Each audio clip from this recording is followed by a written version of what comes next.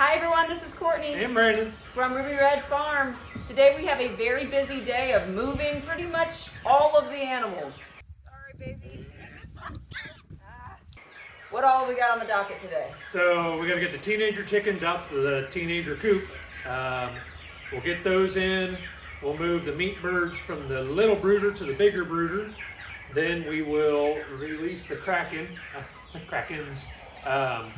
We're letting the pigs out on pasture today, so that should be a good move. They may not take it because it's a little chilly out, a little windy. And then once that's done later on tonight, we're going to move the big layers to the front yard.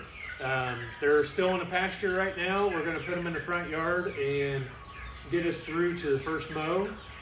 So about a week or two, and then yeah, it's gonna be a busy day. Yep, it is about 26 and windy right now, so we are all bundled up, or at least I am, because I'm a wimp. It's not pleasant.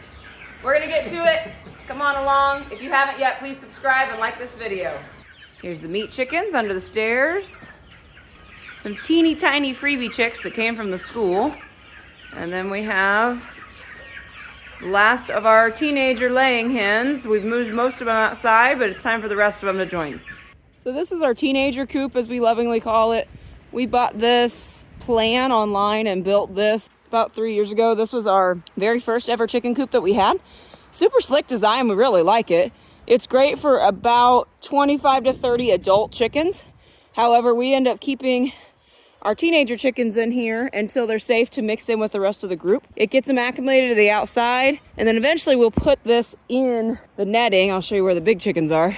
Eventually we'll put that out there with the big chickens so that they can kind of be neighbors for a while, get used to each other, without the big chickens being able to hurt them. So again, this is where we keep all of our teenager chickens. I'm gonna leave the ramp up for right now until we get all of these new birds in. We have to, as you can see, this coop's not perfect. It has too big of a gap, so we had to block the gap a little bit just to keep them safe and make sure predators can't get in there and get them.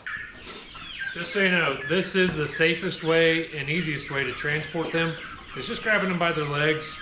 Another way I like to do it is kind of putting my hand underneath the belly and then holding their feet so they can't claw you to death. I have plenty of scratches on my arms from them clawing me from trying to get away from me, which I would expect nothing less.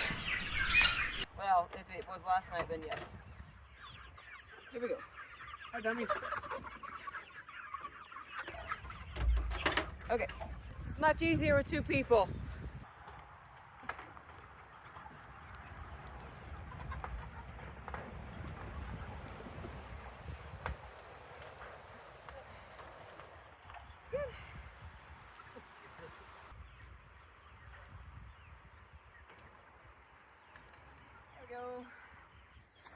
So this coop is designed as a chicken tractor, and again, it worked really well for our first batch of chickens, but we just have way too many now, and we have just enough hill in our field that the hills really don't work well with this design. The wheels are simply not big enough, but we couldn't get much bigger of wheels and tires, because if we had bigger tires on it, it'd be off the ground even more, and we've had possums even come in and kill some chicks before. We had to kind of take the good with the bad and keep the wheels a little less effective so that we can keep the chickens safe. So again, we only use this one when we have these in-between birds that are not quite big enough to go with the big ones. Should I go ahead and put the ramp down? Yep, let's do it. So it has a ramp that comes down.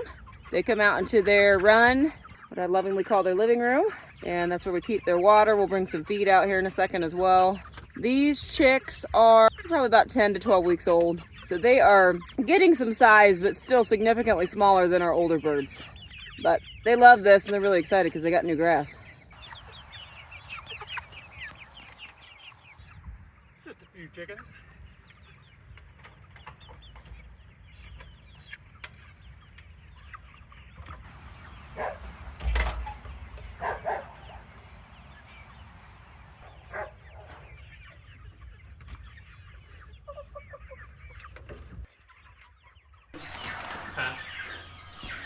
Last handful. So I think there were what, 70? Is there more than that? There's about 90 in this group. Oops. 90 laying chickens, all about this size, some smaller, some bigger. Yep. And these are... Yeah, we've got black sex link and amber link. So Both are just prolific egg layers. They're good brown egg layers. We've had these guys in the past, and I love them. they're beautiful. They get nice. They're black, obviously, but they get a nice gold You get kind of wreath around their neck, if you will. yeah. You brought that on yourself. She doesn't like to be showed off. Nope. The Amberlinks, meh. I'm kind of 50-50 on them. They're great egg layers, but they happen to be also great egg eaters. Yeah. But they lay so well, and they're pretty healthy birds overall. And so we decided to get some more. And by some, I mean 50. Yeah, these were the ones that I checked the wrong box and thought they were coming in late February, and instead they came in mid-January, and I had to make the brooder really quickly, so they're doing great. Last of them. Hi. Hello, good morning. They're getting pretty big. Definitely ready to go out on pasture. They actually are very sweet. So Courtney, I think in our last video, Courtney talked about our fencing for the pigs and how simplistic it can be. If you look, we only have 2 strands of electric fence wire and then a solar charger charging it. It works out great. Last year, I completely revamped it and went to metal wire versus the braided poly wire. And I've had a lot better success with it. The only problem is when a 250-pound hog wants to run through it, it's gonna run through it. Now, generally speaking, when they touch their nose to it the first time, they're pretty much trained to it at that point because their noses, their snouts are incredibly sensitive to, well, really anything. Last year, at the end of the season, when I turned the charger off, when we cleared out our hogs for the year, I had a short, and you just got attacked by a cat. Being the cameraman is not the safest job sometimes. So last year at the end of the season, we had a short. I didn't bother to fix it then because, well, it was cold and I didn't want to mess with it. So now it's cold and I have to mess with it. So Facebook Marketplace can be a great thing. It can also be a really bad thing. This is a great find that I found on Facebook. It is a homemade hopper. It has an auger in the bottom of it. The guy was using it for a corn stove for his house. He would go and get a ton of corn in it, and he would crank off a bucket of it. It works great for that. Now, with the grind, the feed grind that we use, it's not as good because you do have to kind of knock it around a little bit to get it to flow. For the most part, it works great. The top, you'll see the lid laying here to the side. A few years ago, we had a bad storm come through and it pulled my whole top off of it. I got it sat back up there, and well, the problem is it kind of broke my door. As a fix, went to Harbor Freight, got a canvas tarp for the top of it. I've got it secured all the way around. It should be good. I'll probably have to replace that top every couple of years. Probably $25. It's pretty cheap. We have bulk feed come out. They bring the truck back. They have a big auger that they bring off of it and they fill it. When they do that, we pull these tie downs loose, and then we can pull that whole tarp back. It's a pretty simple process. It had a trailer that was homemade underneath it. I ended up using that trailer for my hog roaster because I didn't need it mobile. Basically just made a 4x4 frame. Works great. Fingers are cold.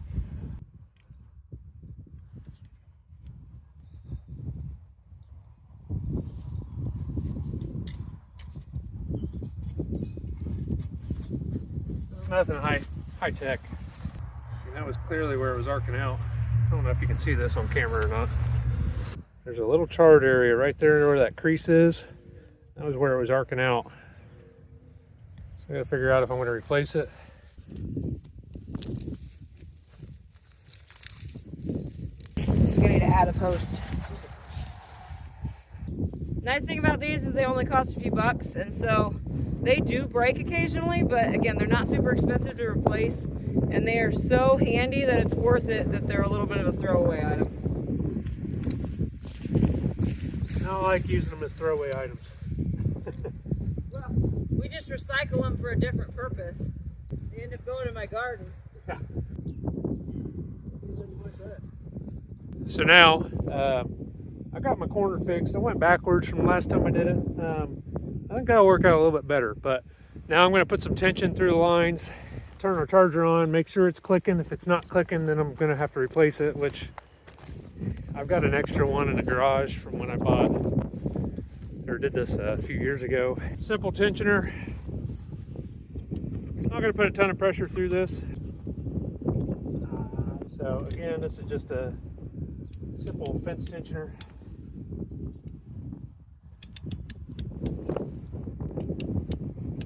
A little bit of tension in it. It's not dragging the ground. It doesn't have a bunch of bows in it. The other thing with aluminum wire, if you pull too tight, it'll break. I think that looks okay. So, lay of the land here. That door there on the back of the barn, we'll open that up. I have a fixed pin that kind of goes up against the back of the barn there. I've got a couple gates there so we can get in and out if we do decide to rotate them to a different pasture. Right now this is set up so that it just has wire going down this side, hitting this corner, coming all the way back to the little white car, and then back to my wood post right there. Later on, probably later on this summer, I'll run a line right down the middle of this and split it into 2 paddocks.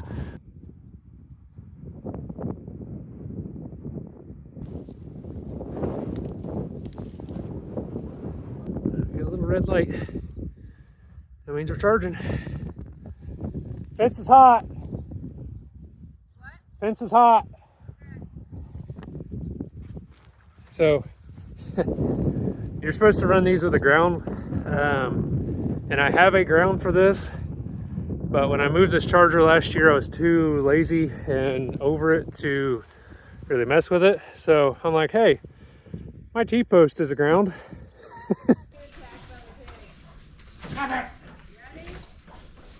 Hold on. Yeah.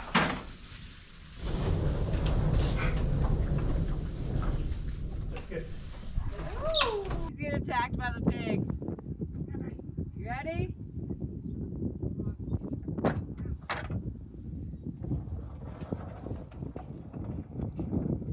That's good.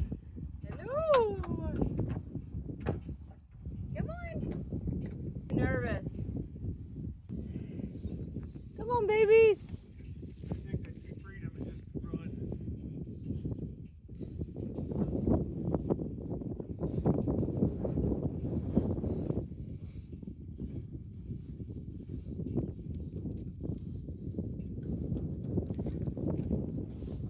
They're free.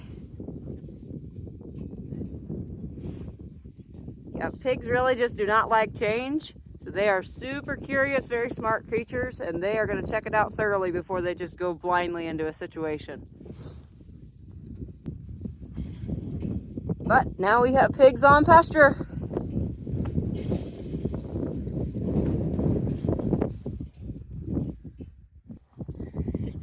This one's still leery. It is pretty typical that the biggest ones are braver. Oh, found the wire. Might not be as brave anymore.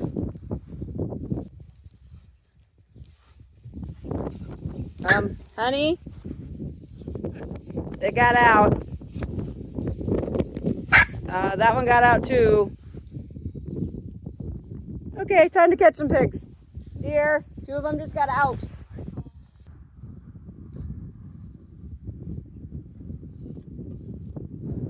I've got, sorry baby.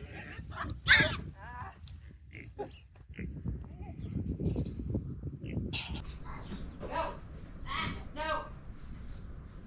I'm scared of this way. Go that way. Go. Come on. There we go. Oh, there.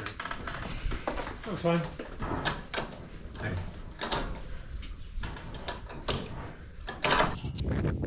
Let me explain what just happened. First time out on pasture, first time getting trained to the fence, and it does happen from time to time where they do escape, especially really early on like we are right now. This is their first minutes on pasture.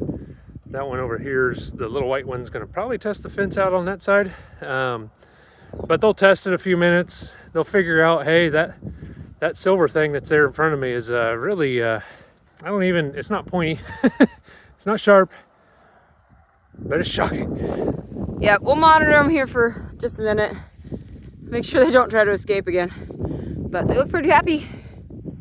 There's Kitty with her cat on the side. That's a boy, isn't it? Kitty's a boy. It's okay. It's over there. She's gonna get that. Yep. There we go. Just pushing. That T-post isn't quite. So they learn honestly pretty quickly. It just takes maybe an hour. They'll occasionally get zapped if their friend bumps them into the wire, but they are smart enough. They learn very fast to the point that it's a relatively humane way to keep them, because again, it makes us able to put them on more pasture. And if it takes a very minimally electrified wire to do that, then that's how we'll do it. But they're happy for now. That is one downside about where our pen is at now. That we don't have a whole lot of shade over here. Yeah. Get sunburned. It does get pretty darn hot, and yeah, they do get sunburnt. We got one light pink one that's going to be particularly prone to that. We're hoping to eventually put them way over there at our fence line so that we can have them clear that woods out a little bit for us. There's not much there, but there's quite a few trees and some shrubbery. We've been clearing out honeysuckle last summer, but we would love to be able to run them up against the fence. There's cattle on the other side, so we got to be mindful of that, but if we can build a little pig shack out there, it'd be pretty nice to get them to, again, get to live a little more like pigs and actually get to root and be forest pigs in our tree line. Yeah, there's an apple tree out there, and there's a couple nut trees out there. Yeah, oh yeah, there's a walnut. So yeah, they'll get a little sustenance out of it, and we'll get a lot of clearing out of it. Hopefully. Yeah. Now that the pigs are out on pasture, we're gonna check on them here in a little bit. They seem to be doing well. I watched them for about 5-10 minutes. They've explored the fence a few times and got zapped, which I would expect nothing less. That's how they learn their boundaries. We've got the teenager chickens out in their coop. Courtney's working on cleaning the one brooder out, and then we'll move the meat birds over to that brooder once she's done there. In the meantime, I'm gonna work on my Mustang, doing a brake job on it. I've got new brakes on it. I'm just gonna work through bleeding them. So I gotta figure out what I'm doing first of all. And I'm not gonna take you guys along on this journey. That'll be for another time. But yeah, we'll get this going and hopefully get this knocked out today and get it on the road tonight. Time to get this nastiness cleaned out. This is where a flat shovel is absolutely necessary.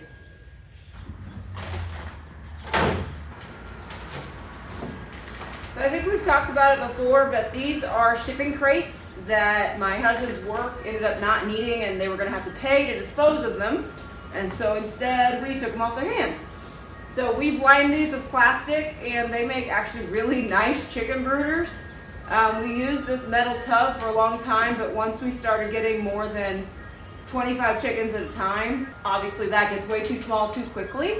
And so for this one, we can really do 50 birds pretty well. Once we ordered 100 this time, this was too small also, but that's where we moved half of them out to the teenager chicken coop, and then we just today moved the rest of them out. We're trying to give them enough space. Now that they're old enough and they're feathered out, we can finally move them outside and give them enough space. But these shipping crates really have come in handy. We use them for our raised beds, and we use them as brooders, and it's free, which is wonderful. So we typically do a deep bedding method, which essentially just means that instead of cleaning this thing out every week, we're adding new pine shavings every week, or what other type of bedding you want to use. And so the only downside to that is then when it's finally time to clean it out, obviously you have quite a bit. These are deep enough that we end up getting probably a good 4 to 6 inches of bedding mixed with obviously lots of manure by the time it's time to clean out. We'll end up filling these. I'll probably fill at least 3 wheelbarrows full of this manure pine shaving mix. It will go out to the garden because it gets spread out and tilled in, and the carbon from the pine shavings tones it down a little bit as well. So we've not really ever had a problem with burning our plants because of the nitrogen. It makes, again, as expected, great fertilizer. Trust me, it smells even worse than it looks.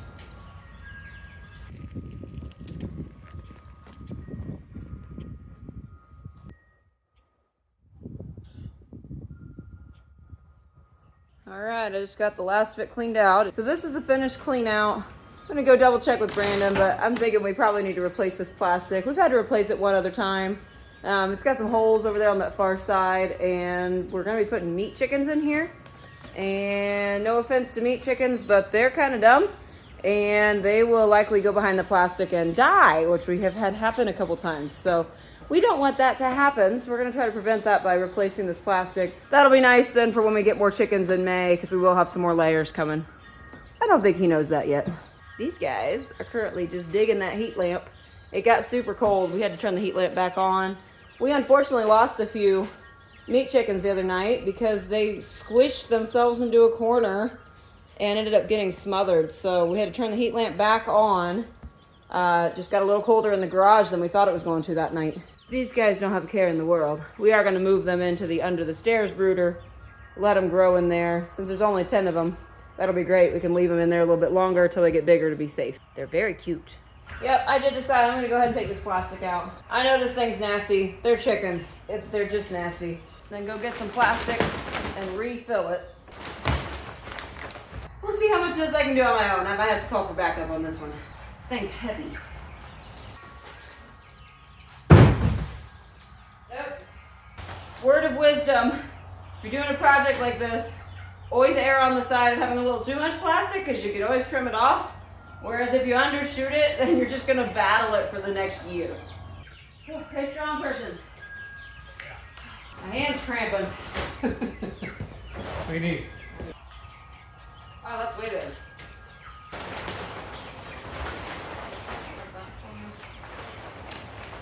Rolled up in a weird way.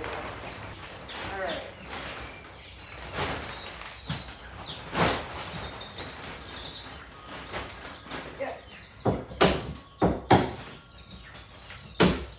Good.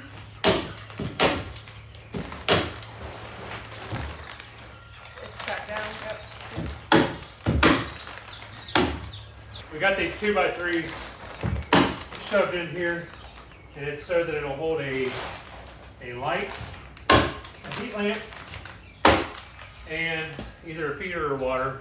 All right, we'll trim this up a little bit so that it looks a little less ridiculous. We got it all stapled down, new plastic. That last plastic lasted us like 2 years. It did. So it really works incredibly well.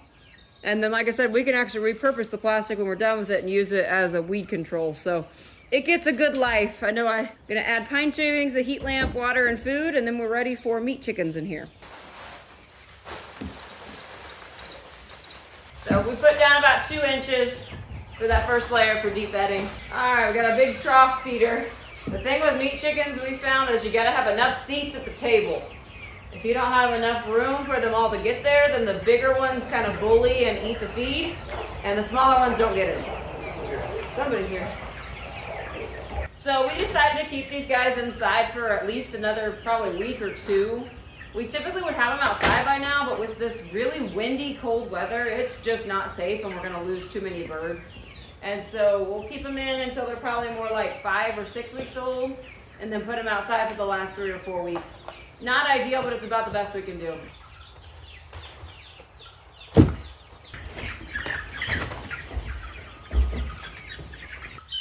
Gently. There you go. They have a little bit more room in here. They will hang on here, like I said, just another week or so. Now, to clean up what they left behind.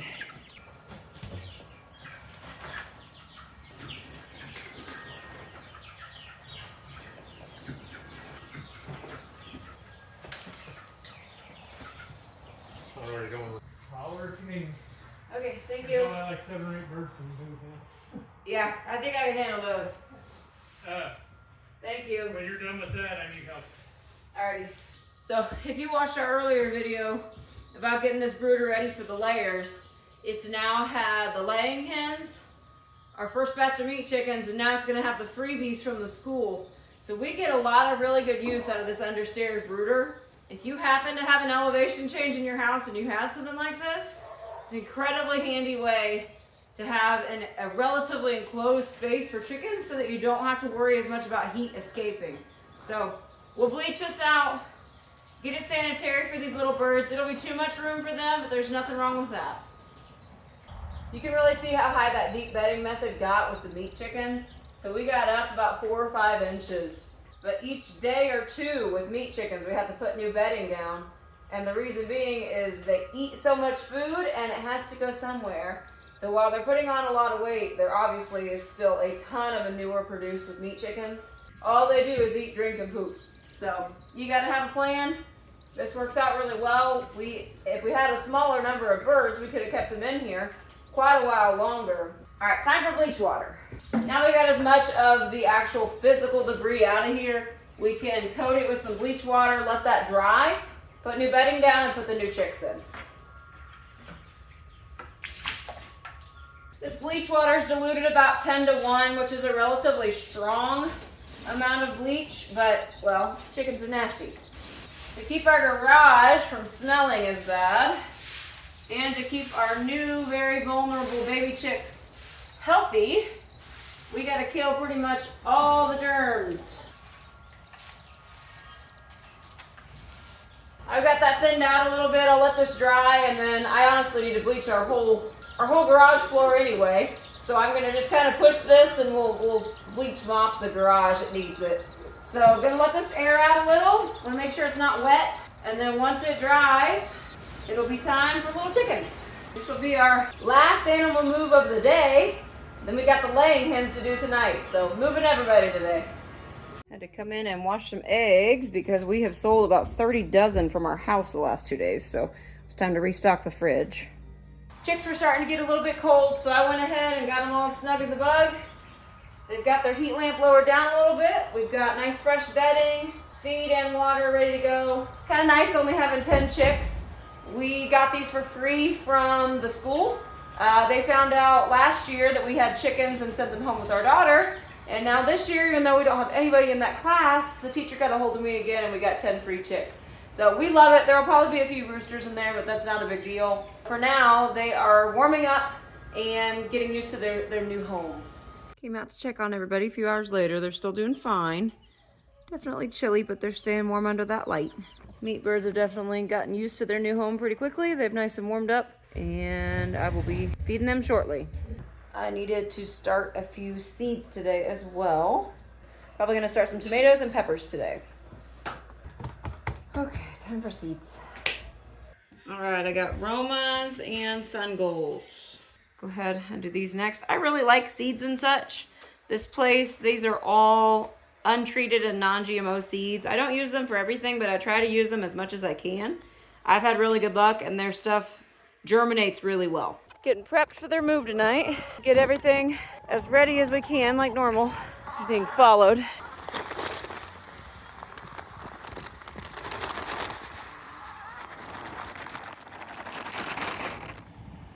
We let their feeders get nice and low so we can move them when they're not heavy. So as a result, they're all convinced that they're starving to death. Brought some feed out just to keep them over, get them up to our bed as the sun's going down here. We got about 2 more hours, maybe 3 of daylight.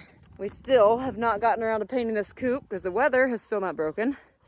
And this one is still just keeps on trucking. It's a great coop. It's really served us well the last 2 years. But we got chickens all over the place right now. So we're trying to get everybody in. And then I gotta grab the eggs. So this coop is not done. I'm gonna hop up in there right now. I'm blocking the door open because we do not have our emergency escape pulley on the inside, which has already been needed. Brandon got trapped in here once already. Had to call his aunt to get him out.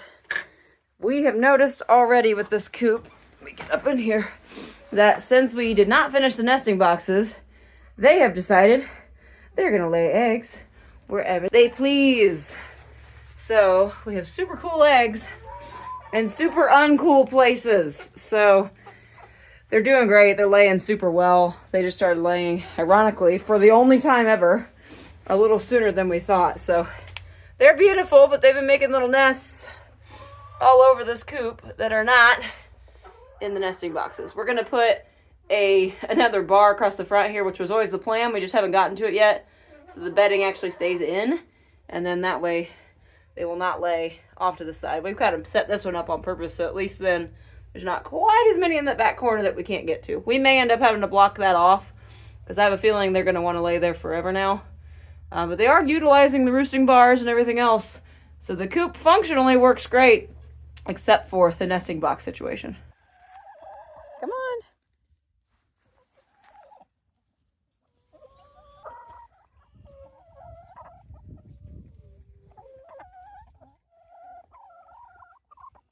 You sure are pretty.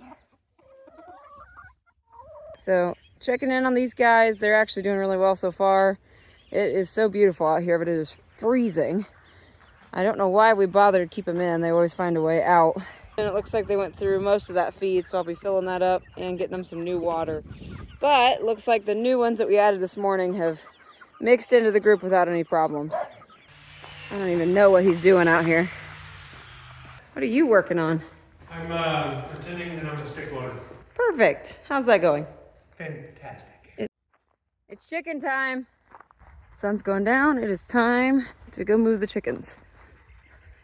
But first, this guy is delivering his work of art. I wouldn't call it a work of art. I found a bunch of holes in the bottom of that barrel. Oh no. So, Probably should have checked that first. Hey guys, it's bedtime.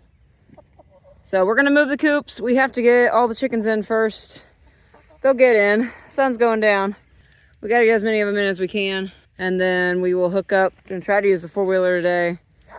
Hook these up and move them. What's our number one goal to avoid out here in the field, honey? holes. Why is that, dear? No reason. Uh-huh. I really don't feel like having to be a PT for another sprained ankle. So we're gonna be extra careful. That's actually why we're out here at sundown. It is gorgeous out, but so that we can at least see a little bit of what we're doing. He's running to go turn off the hose. Indiana's kind of the middle of nowhere, and I'm sure a lot of people assume that as a result it's not a very pretty place, but we've got some pretty awesome sunsets around here, and we absolutely love it here. These are just about to close for the night, and now pretty much all the girls are up. They know the drill, but I'm gonna go around and pick up all the ramps, pick up any support posts and things like that we have, and do my role of getting everything as prepped and ready as I can, so that when he comes back we can hook up and move them. We are moving them to the front yard. The one most redneck week of our chicken experience is that we get to tell people, yes, we do have 200 chickens in our front yard. But in all seriousness, we put them out there. They mow the grass down a little bit for us so we don't have to mow quite so soon. And then they end up fertilizing and scratching at it, getting some bugs out of there, keeps the bugs and spiders down. All that jazz. But yes, we do get some pretty funny comments from our neighbors the week that they're in our actual front yard on our property. But we don't mind. You have a fun ride ahead of you. You don't even know it. Let's get you moved.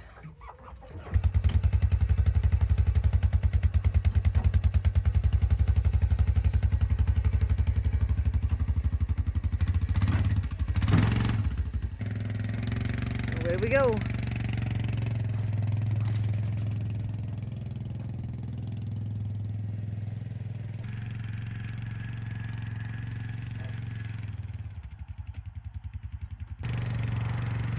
I always wonder what people think when they drive by.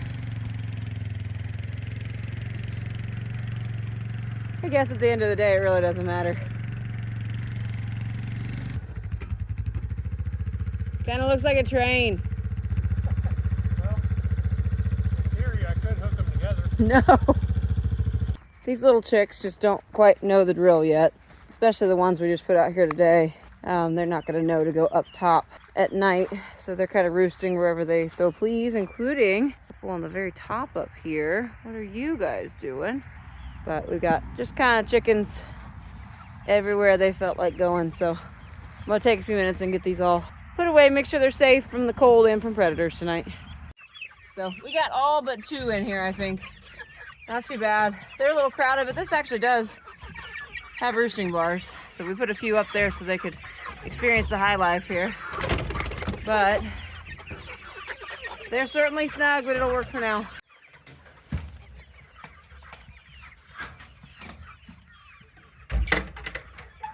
All right, predator free, except for Dingling there, who wouldn't go in. Okay, now to finish the netting. Okay, and that is the end of our whirlwind day. I don't think you stopped. For a minute. Watched some basketball and about fell asleep. Yeah. So figured it was time to get back up. Yes. So we got every animal on our property, except our cats and dogs, moved today. It feels good, honestly, to have everybody where they belong for their next at least few weeks, if nothing else. And well fed and well watered and all stocked up on everything. You know, we might get to take like one morning off. Nah, never. Pigs didn't get out This is good. after the initial jailbreak. Yeah, they really do learn fast. Yeah, they That's were all great. in tonight. And I checked them a couple times throughout the day today, and they were all there. So Good. we're in good shape. Okay. We're gonna go finally get a little bit of rest and start gearing up for church in the morning. Take a shower. So for now, this was Courtney And Brandon. from Ruby Red Farm, and I hope you all have a great day. See you next time.